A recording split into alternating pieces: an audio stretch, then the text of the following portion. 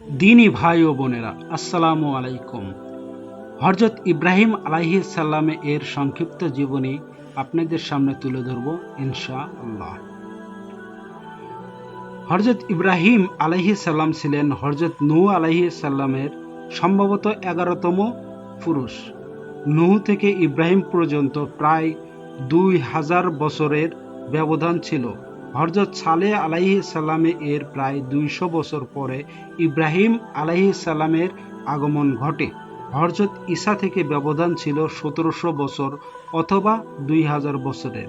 তিনি ছিলেন আবুল আম্বিয়া, নবীগণের পিতা, এবং তার স্ত্রী সাহারা ছিলেন উম্মুল আম্বিয়া, নবীগণের মাতা, যার স্ত্রী সাহারার পুত্র হযরত ইসহাক এর পুত্র ইয়াকুব আলাইহিস সালাম এর বংশধর বনু ইসরাইল নামে পরিচিত, এবং অপর স্ত্রী হাজেরার পুত্র হযরত ইসমাইল আলাইহিস সালাম এর বংশে জন্ম নেন বিশ্বনবী, আমাদের শেষ নবী হযরত মুহাম্মদ সাল্লাল্লাহু আলাইহি ওয়াসাল্লাম, যার অনুসারীগণ উম্মতে মুহাম্মাদি বা মুসলিম উম্মাহ বলে পরিচিত। বাবেল হইতে তিনি কেনানে হিজরত করেন ফিলিস্তিনে। সেখান থেকে বিবি সাহারার বংশবিস্তার ও নবীগণের মাধ্যমে আশেপাশে সর্বত্র তাওহীদের দাওয়াত বিস্তার লাভ করে।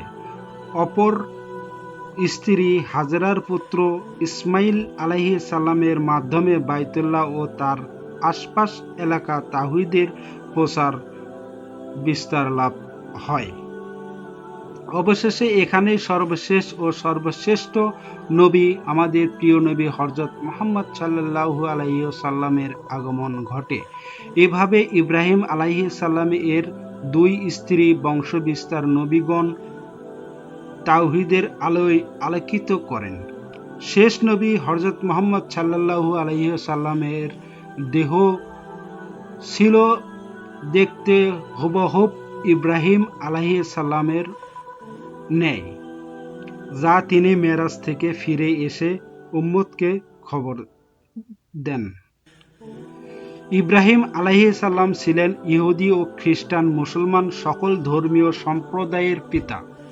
কেননা আদম আলাইহিস সালাম হইতে ইব্রাহিম আলাইহিস সালাম পর্যন্ত 10 বা 12 জন নবী বাদে শেষ নবী হযরত মুহাম্মদ সাল্লাল্লাহু আলাইহি ওয়াসাল্লাম পর্যন্ত 1,24,000 পয়গম্বর প্রায় সকলেই ছিলেন ইব্রাহিম আলাইহিস সালামের বংশধর। পবিত্র কোরআনে বর্ণিত হয়েছে, নিশ্চয় আল্লাহ আদম, নূহ, ইব্রাহিম, ইমরানকে বিশ্ববাসীর উপরে নির্বাচিত করেছেন। সমাজে আল্লাহ তাওহীদের প্রচার ও প্রতিষ্ঠার জন্য এবং আল্লাহর দ্বীনকে বিজয়ী করার জন্য ইব্রাহিম আলাইহিস সালাম ছিলেন নবীগণের পিতা এবং পুত্র মুহাম্মদ রাসূলুল্লাহ সাল্লাল্লাহু আলাইহি ওয়াসাল্লাম ছিলেন নবীগণের নেতা। এই বিষয়টি সর্বদা মুমিনের স্মরণে ও জাগরণে রাখার জন্য দৈনিক সালাতের শেষ বৈঠকে দরুদে ইব্রাহিম আমরা পাঠ করে থাকি।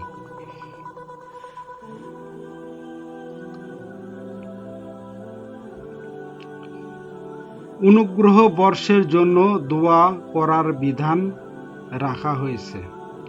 ইব্রাহিম আলাইহিস সালামের বংশে বরকত ও নবুয়ত, ঐশী কিতাবের বরকত, এবং মুহাম্মাদের ও তার বংশের বরকত হল কোরআনের ও হাদিসের এবং তার ভিত্তিতে প্রতিষ্ঠিত সমাজ ব্যবস্থার বরকত। ইব্রাহিম আলাইহিস সালাম তার বংশধর সম্পর্কে আল্লাহ বলেন,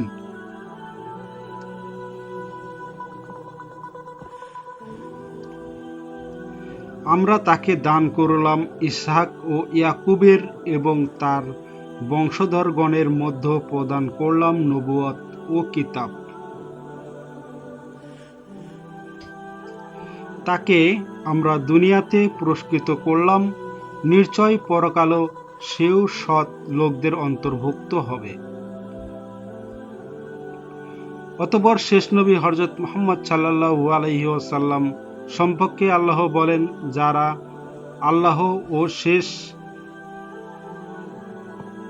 আল্লাহর ওই শেষ দিবসের অর্থাৎ আখিরাতের মুক্তির আশা রাখে এবং আল্লাহকে অধিক হারে স্মরণ করে, তাদের জন্য আল্লাহর রাসূলে মুহাম্মদ রাসূলুল্লাহ সাল্লাল্লাহু আলাইহি ওয়াসাল্লামের মধ্যে উত্তম নমুনা রয়েছে।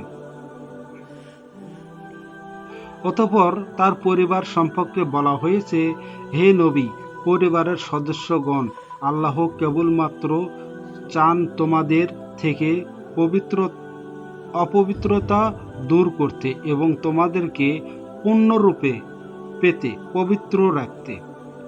শেষ জামানায় ইমাম মাহদী আসবেন হযরত ফাতিমা রাদিয়াল্লাহু তাআলা আনহুর বংশধরগণের মধ্য হইতে। এ বিষয়ে বহু সহিহ হাদিস বর্ণিত হয়েছে। এভাবে ইব্রাহিম আলাইহিস সালাম মুহাম্মদ সাল্লাল্লাহু আলাইহি সাল্লামের নাম পৃথিবীর শেষ দিন পর্যন্ত শ্রদ্ধার সঙ্গে উচ্চারিত হতে থাকবে।